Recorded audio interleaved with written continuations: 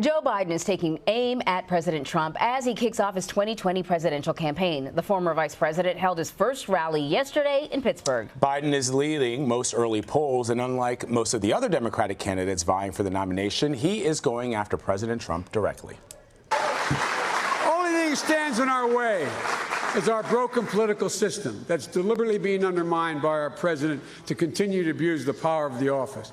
Donald Trump is the only president who's decided not to represent the whole country.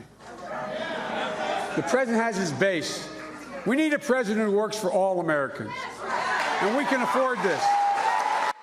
CBS News political correspondent Ed O'Keefe was at yesterday's rally, and he joins us now at the table. Good to see you. Good to see you guys. So we've seen other 2020 candidates focus on issues like health care. We've seen them focus on climate change as part of their campaign initiatives.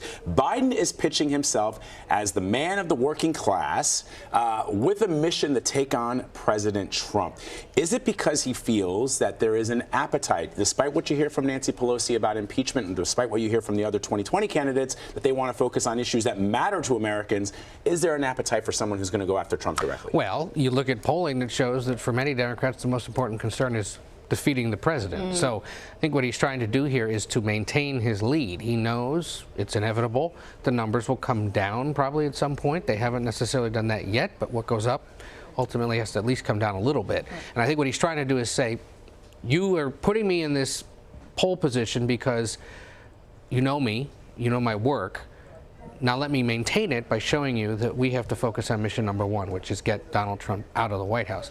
He did talk a little bit yesterday, to his credit, about the economy, about health care, said that people should have the option to opt into Medicare, which is different than Medicare for all. So it's Medicare for whoever wants it. That puts him at odds with some of the more liberal contenders. We'll get to that debate inevitably.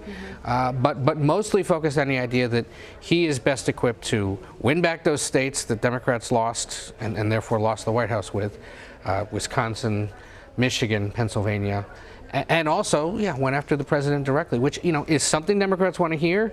I think he would argue is something Democrats need to remind themselves of every day, that despite whatever little differences we have, that's the main mission. So you said, you know me, you know my accomplishments. He's got a new campaign ad out, which is basically, you know me, you know my accomplishments. What's the message? Well, it's who's delivering the message. It's former President Obama. And it's directly from the Presidential Medal of Freedom speech in early 2017 when he surprised Biden by giving him the nation's highest civilian honor. As somebody else pointed out this morning, that's not the kind of video you drop unless you have permission to do so. Now, the former president isn't endorsing in this race. He has made clear for now he's staying out of it, but says picking Biden was one of the best decisions of his life to be his running mate.